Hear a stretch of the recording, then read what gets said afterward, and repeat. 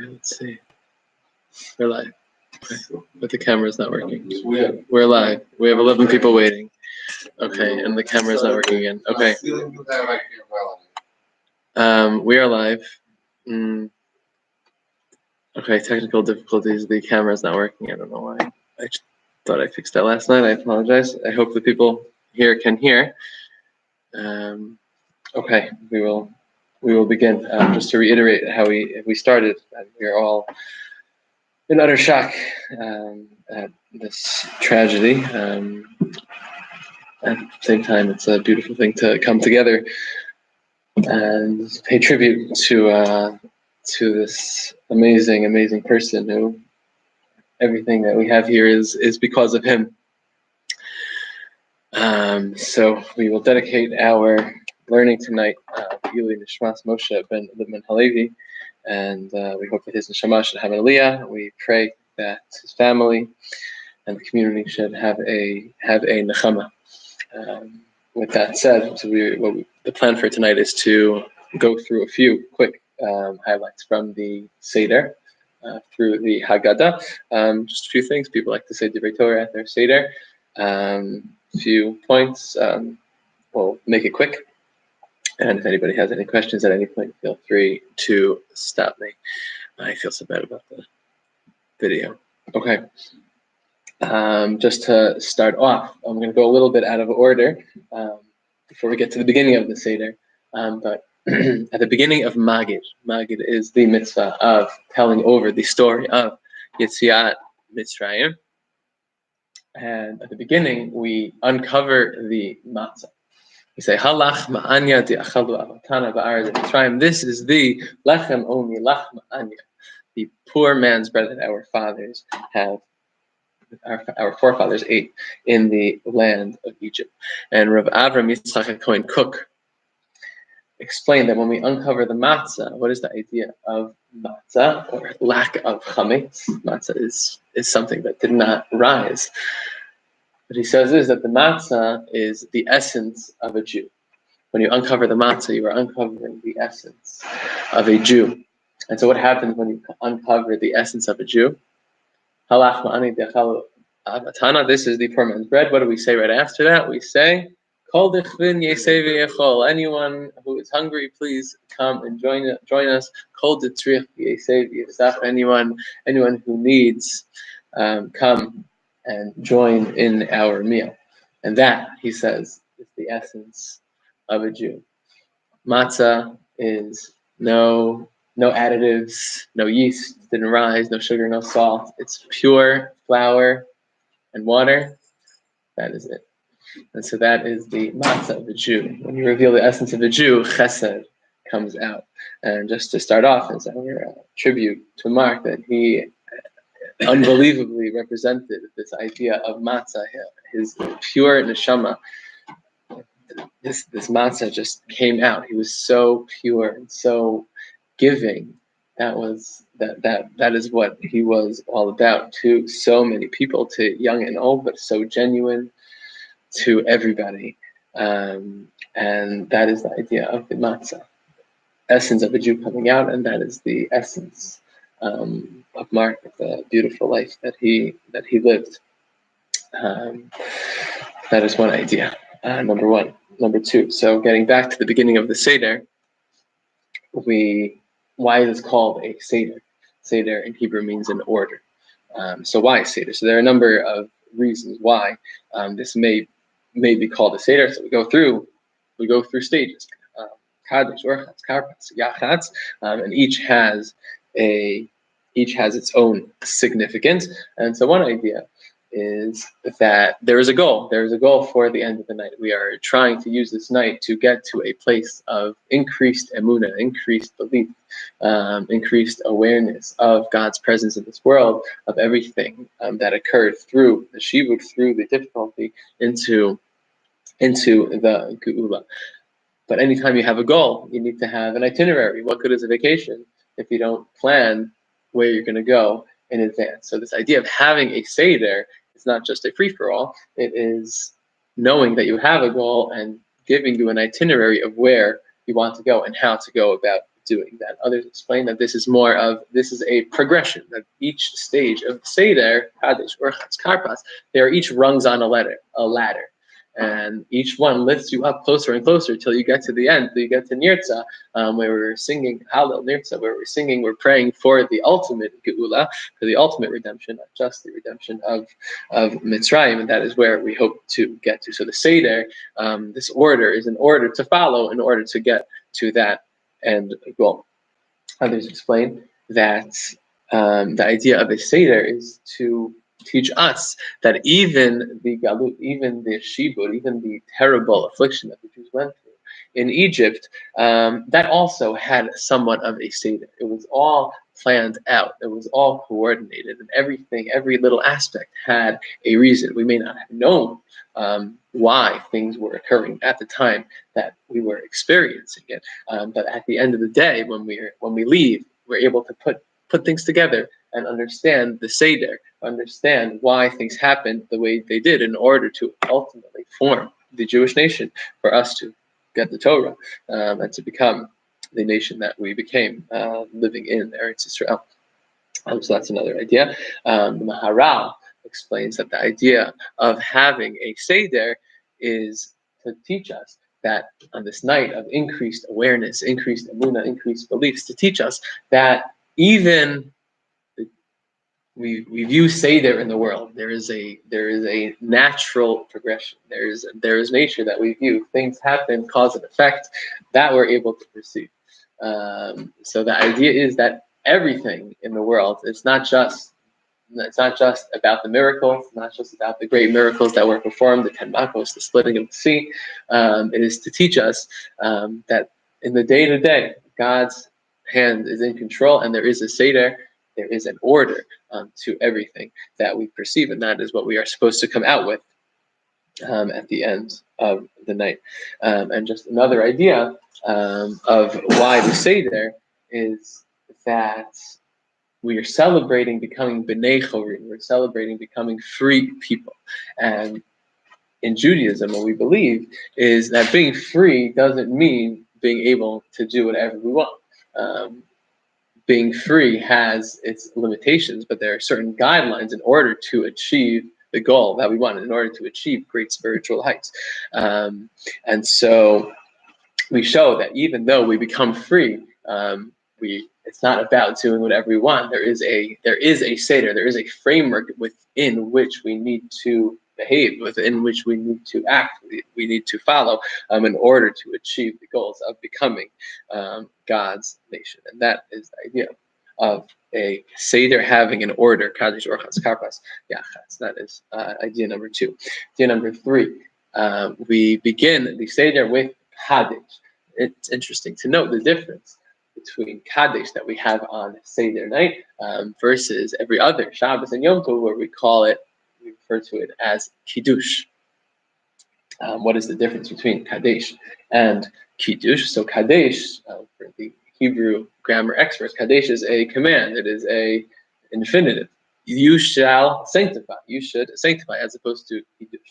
This is Rav Yosef Tzvi Rimon. That's a beautiful Haggadah. He's one of the Rebbeim in Gush, Rav of Alon Shvut. It's an amazing Haggadah. So there he explains that the difference between Kadesh and Kiddush is, while on Shabbos, let's say, so what we are doing is, Shabbos comes every week, whether we like it or not. And what we are doing is we are revealing the Kiddusha, we are revealing the essence of the day, we are revealing the holiness that already exists, and we are tapping into that when we make Kiddush. But when we say Kadesh, what we are saying is we are expressing our mandate. Once we became a free nation, it wasn't just a free nation, but it is with a goal in mind. It is to be Kadesh. It is to take the world around you and to sanctify it, and part of becoming God's nation eventually, receiving the Torah. That is the ability, that is the tremendous opportunity and responsibility that we have to take what we have and to be Kadesh, and that is the first step, that is the first rung on the ladder in our Seder, expressing our goal as Jews to be Mekadesh. Okay, moving on. So Kadesh is the first of the 4 cups of wine. that we have. The 4 cups of wine, we say, are Persumei Nisa. They are to publicize. They are a form of publicizing the miracles. So the number 4 comes. The number 4 is a very common theme throughout the Seder, and there are different explanations as to why 4 cups, what the significance of the number 4 is throughout the Seder. So it seems that the most well-known understanding is that the 4 cups correspond to the 4 words that are used in the Torah for the process of the redemption. Hotzeiti, if you look through the Psukim, the Psukim say that Hashem Hotzeiti, Hashem took you out, Hitzalti, I saved you, Lakachti, Ga'alti v'lakachti, I redeemed you, and I took you for me. So each of those expresses a different mode, a different idea, a different concept in relation to the Geula, and so it is to correspond to those different ideas of what occurred. That is why we have 4 cups. And it says, Naftali Tzvi Yehuda Berlin explains that we specifically use wine. And the idea of wine is that wine is something that the more you drink, the more of an effect it has on the person. And the idea is to show that these weren't just 4 different aspects of Geula. Hotzeiti, I took you out. Hitzalti, I saved you. This was a progression. The entire, from the beginning of when the Jews got to Egypt until the end, there was this progression. And so the idea of drinking wine specifically for those 4 cups is something that continuously has an effect on a person, is showing that the Geula is a slow process that occurred and that is going to occur in the future. Yes? What was the English translation of the other 2? I took you out, I saved you. What are the other 2? Hotzeiti, Hitzalti, I took you out, I saved you. Ga'alti, I redeemed you. V'lakachti. Yeah. Wait, what's the 4th one? Ga'alti, redeemed, and lakachti is take. Yeah. So that is one idea. There are other interesting midrashim that these 4 cups correspond to the 4 gezerot, the 4 decrees that Paro had decreed on the Jewish people. Vayasimu alav sarei misim, that he had appointed sarim. They collected taxes from the Jews. For the avodat parach that it's mentioned in the Psukim, that they worked them extremely hard. The decree that Paro made all the Jewish boys be thrown into the water. And then the last decree that they would not be provided with the kashvet heaven. They would not be provided with their own straw to build, that the Jews would have to somehow come up with that on their own. So these are 4 decrees that Paro decreed on. So perhaps the 4 cups correspond to those. That is in the Midrash. Okay, that was idea number 4. Number 5, urchatz. Urchatz. So why do we do urchatz? Urchatz is the time where we wash our hands before we are about to eat karpas. Karpas is a dipped vegetable into water. We'll discuss that in a second. But this idea of washing our hands, this is actually a halachic idea, because there is a discussion in Shulchan Aruch based on the Gemara that anytime someone eats a wet food, one should wash their hands. That's what the halacha seems to be. Nowadays, we're not necessarily so careful about that. There are people who are, but everybody agrees that on Seder night we are going to be careful about that halacha. We are going to wash our hands before we dip our vegetable into the salt water. And the question is why? Why specifically tonight are we going to do that? So it seems that part of the idea of Seder night is expressing not only reliving the Geula back then, but also trying to express what we are missing. Because a true Seder, what's a true Seder supposed to be? A true Seder is supposed to have the Karban Pesach. And what we are trying to do is we are trying to emulate what things were like when they had the Karban Pesach. And when you had a Karban, when you had this idea of Kadshin, we had the Karban was holy, and there are certain laws of purity and impurity that had to be kept. So it is specifically on on this night where we are going to raise the bar in terms of our own kedusha, and we are going to wash, and we are going to be careful about the tumah, the impurity, and purity. So it is specifically on this night where we want to express what things are supposed to be like, and it's supposed to be in the Beit Hamikdash with our Korban Pesach, even though we don't have that. And with that, we move on to the karpas. So karpas can be different families have different minhagim as to what the karpas is. Some people use potatoes, some people use celery, cucumber. You can't really go wrong. It seems that it should be a green vegetable, but different families have different minhagim. There are certain communities that use bananas. Anything that you say borei pri ha'adama'an is eligible for karpas. And so there's a discussion as to why is it that we dip our karpas. So some say because we, just like we make any changes on this night, we want the children to ask. Okay, so you want the children to ask why are we dipping tonight? And that's actually one of the questions of the Ma'anish Tana. We dip twice tonight. Anu matbilin shnei pa'amim. So fine, the children want to ask. So what's the answer? So why is it? Well, what do we answer the kids when they ask us why is it that we dip tonight? So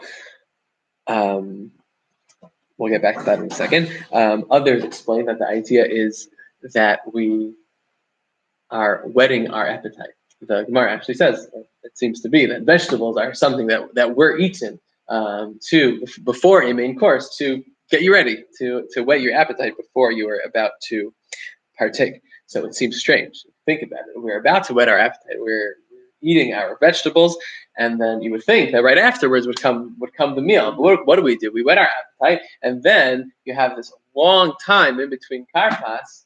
Karpas, yachatz, that's where we split the matzah. Magid is very long. As we tell the whole story, we go through the different halachot of telling the story. Who's supposed to tell? And then magid, rachza, motzi matzah. It takes a long time until we get to the food. So why are we whetting our appetite all the way back then? And so it seems, again, the idea is that what we are doing is we are expressing our sense of loss. What was the Seudah supposed to be like? What was our Seder supposed to be like? It was supposed to be like in the Beit HaMikdash with the Karban Pesach. And so when they had karpas with the Karban Pesach, it made sense. They would whet their appetite and they would eat. But what we're doing now is we're whetting our appetite and we're saying we're not eating because we're missing the main part of what tonight is all about. We're missing the main event. We're not really where we are supposed to be. So that is one idea of why we are going to whet our appetite, but then hold off, because to show that we are missing a part of what tonight is all about. There's this other idea of whetting our appetite. You would think we become b'nei chorim, we become free people. So this is an expression of our freedom. But on one hand, but on the other hand, you would say, should we be slaves? We become free, but should we be slaves to our appetite? Is this what we are? Is this a positive thing that we are so gluttonous that we want to take part in our food? Why is it that we are whetting our appetite? And so what Rav Rimon explains is that perhaps the idea is, we whet our appetite and then we wait. We wait a long time until we eat because we want to show that even though we whet our appetite, we're hungry, we're still in control.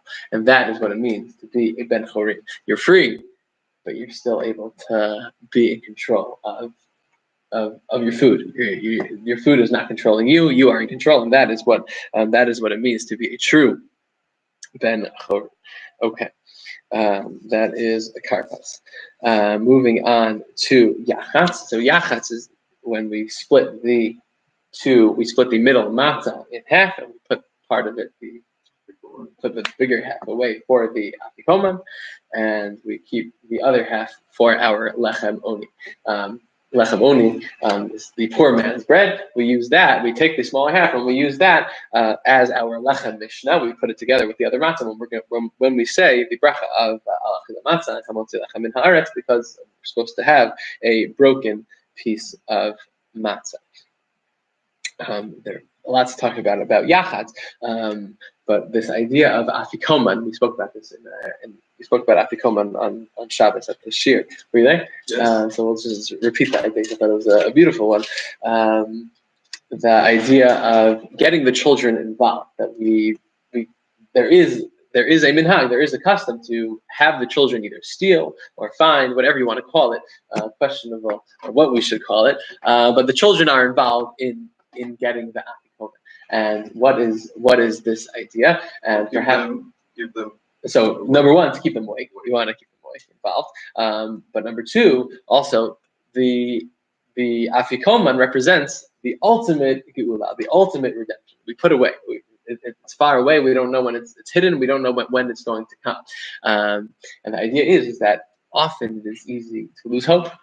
We don't know when it's going to come. And what we have to do, the reminder is, we have to look at the future, look at our children. We have to get them involved, and they are the ones who are going to keep us inspired. They are the ones who are really going to help us along the way to bring the ultimate redemption. And that is the idea of one idea of putting the matzah away and getting the children involved. Moving on to Magid, we have the story of a few of the Tanaim who were sitting together in Bnei Brak. They were at their seder, and it says how they were telling the story of Yetziat Mitzrayim together. And so the question is, all these Tanaim, if you look through, they were all from different parts of Eretz Yisrael. And why is it they came specifically to Bnei Brak? What was it about Bnei Brak that they all convened? And so what some point out is that you have to realize when this took place. This took place immediately after the destruction of the Beit HaMikdash. You can just imagine what it's like to know what a Seder is like when you had the Beit HaMikdash, to know what it's like to have the Karban Pesach, and then the year after that to not have anything. How distraught they were. And so who do they go to? They go to Bnei Brak. Bnei Brak was the hometown of Rabbi Akiva. They specifically go to Rabbi Akiva's home. Well, who is Rabbi Akiva? What's the significance of Rabbi Akiva? Rabbi Akiva is the one who, the story is told at the end of Masechet Makot, the last part of Masechet Makot. He is the one who gives hope. Three Amoraim, three Tanaim were walking together after the destruction of the Beit HaMikdash, and they see a fox walking over Har Habayit, and they all begin to cry.